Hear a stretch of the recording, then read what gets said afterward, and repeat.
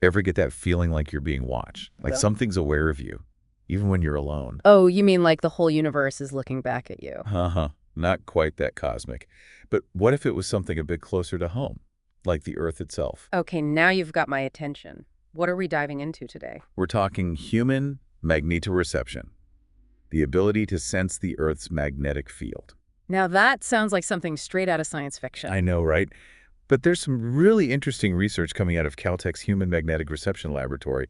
They're actually finding evidence that this sixth sense might be real. So you're saying humans might have a built-in compass, like some animals? That's the idea. Wow, okay. But before we get too ahead of ourselves, how does magnetoreception even work? Well, it all comes down to these tiny crystals of magnetite. They're basically microscopic compass needles that align with the Earth's magnetic field. And these crystals are found in humans. They've been found in the human brain, yeah. So like tiny little compasses floating around in our heads. Not exactly floating, but you get the idea. Okay, that's pretty wild. But how do we know they're actually doing anything? I mean, just because they're there doesn't necessarily mean they're functional, right? That's where the Caltech research comes in. They designed an experiment to see if the human brain actually responds to changes in magnetic fields. How'd they do that? They built this special chamber called a Faraday cage. It basically blocks out all external electromagnetic noise so they can isolate the brain's response to a controlled magnetic field.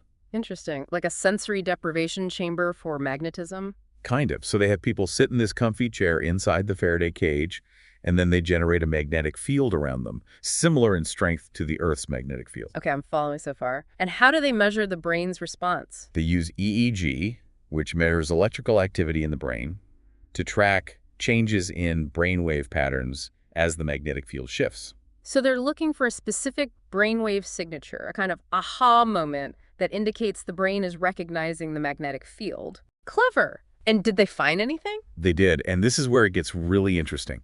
They found that when they rotated the magnetic field counterclockwise, mimicking the Earth's natural magnetic field in the northern hemisphere, many participants showed a distinct dip in brainwave activity. A dip. What does that mean? It's a known indicator that the brain has detected a stimulus and is processing it. So it suggests that the brain is not just passively sensing the magnetic field, but actively making sense of the information. Hold on, let me get this straight. You're saying that our brains might actually be picking up on the Earth's magnetic field and using that information to orient ourselves. It's a pretty mind-blowing possibility, right? It is, but why would humans need to sense the Earth's magnetic field? I mean, it's not like we're migrating birds or sea turtles. Well, think back to our ancestors, those nomadic hunter-gatherers. They didn't have maps or compasses or GPS. They had to rely on their senses to navigate, find food, and survive. Right. And in those circumstances, even a subtle sense of direction, a feeling for the lay of the land, could have provided a significant survival advantage. Imagine their brains constantly picking up subtle shifts in the Earth's magnetic field as they traveled. Creating a kind of internal magnetic map. Precisely. Wow, okay. That's fascinating. But if this sense was so important for survival, why aren't we more aware of it today? That's a question we'll delve into further in the next part of our deep dive. But for now, let's just marvel at the possibility that we might be more connected to the Earth's magnetic field than we ever realized. I'm definitely intrigued. Can't wait to hear more. Welcome back to our deep dive. Yeah, into that crazy idea of Human magneto reception. human magnetoreception. Right. So we were talking about Yeah. our brains possibly sensing the Earth's magnetic field but not being aware of it. Right, right. Like, why isn't it more obvious? If we have this hidden sense, why don't we feel it? Exactly. So how Uh-huh. come we don't actually know? Yeah. No. Well, there are a few theories out there. One thought is that as humans evolved, we kind of stopped needing it as much. We developed Like, better tools. cooler. Exactly, like maps, compasses, GPS. Yeah. We didn't have to rely on that subtle magnetic sense as much anymore. So it's like a skill we just kind of forgot about. Yeah, exactly. Like, imagine our ancestors, those hunter-gatherers out in the wild.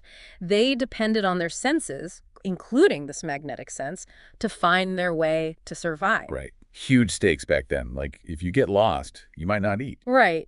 But then, as we built cities and relied more on technology, that direct connection to nature kind of faded.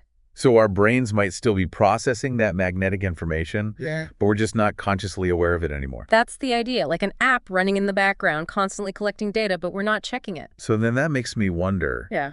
If it is there, even subconsciously, is it still affecting us? Ooh, that's a great question.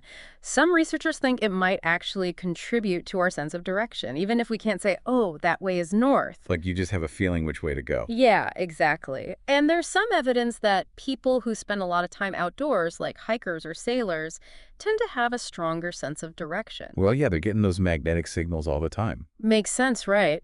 And for the rest of us, who are inside a lot, maybe this sense is still at work in other ways, like our sense of space or even time. Wait, time. How could magnetism affect our sense of time? Well, the Earth's magnetic field isn't constant, it fluctuates, and some think our brains might be syncing up with those changes, like using them as a reference point for our internal clocks. Whoa, so like we're dancing to the Earth's magnetic rhythm. Yeah, something like that. It's a wild thought. Of course, a lot more research is needed to confirm any of this. Well, I'm hooked. So if we are connected to this magnetic field, even without realizing it, what does that mean for us? Well, that's something we'll get into in the final part of our deep dive. We'll look at the potential implications, both the cool stuff and the ethical considerations we need to think about. Sounds good. I'm ready when you are. Back again for the final part of our deep dive. That's right, wrapping up our exploration of human magnetoreception. And I feel like we've only just scratched the surface. It's amazing to think about all the possibilities if this sixth sense really is real. It is, isn't it? It opens up so many questions, both for science and for, well, just for how we understand ourselves. Exactly. So let's start with the big picture. How could this discovery, if it's confirmed, change our understanding of the brain? Well, first off, it totally challenges that traditional five-sense model we've all learned. Like, if we have this hidden sense, who knows what else we might be missing? Right. It's like we're still figuring out the basics of how our own brains work. Exactly. And this could be huge for understanding all sorts of mysteries about the brain, stuff that's puzzled scientists for years, like migraines, for example, or insomnia. Those are tough ones for sure. Yeah. And some researchers think magnetoreception could play a role, because they're often linked to our body's natural rhythms being disrupted. Oh, so if our brains are syncing with the Earth's magnetic field, like we talked about, then anything messing with that field could throw us off.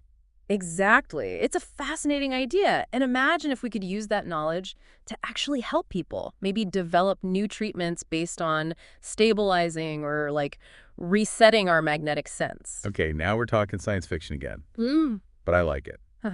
Well, it is early days for this research. A lot more work needs to be done, but the potential is huge. No doubt. So stepping back a bit, how could this change our view of, our place in the world?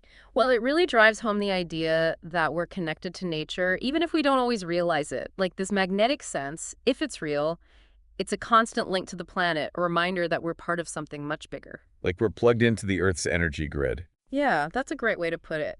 And, maybe this will help us understand ourselves better, how we interact with the environment, maybe even encourage us to take better care of the planet. I hope so. Yeah. It's been a wild ride, this whole deep dive. Definitely a mind-bending one. We started asking, can you feel it, this pull from the Earth? And ended up talking about a whole hidden sense, maybe even a sixth sense. Yeah, it just shows you that there's still so much to discover, even about ourselves. Science is full of surprises. So to everyone listening, next time you're outside, take a moment, close your eyes, really feel the ground under your feet. Maybe, just maybe, you'll sense that connection to the Earth, that whisper of something bigger at work. And never stop exploring, never stop asking questions. The world is full of mysteries waiting to be uncovered. Who knows what we'll find next? This has been The Deep Dive. Thanks for listening.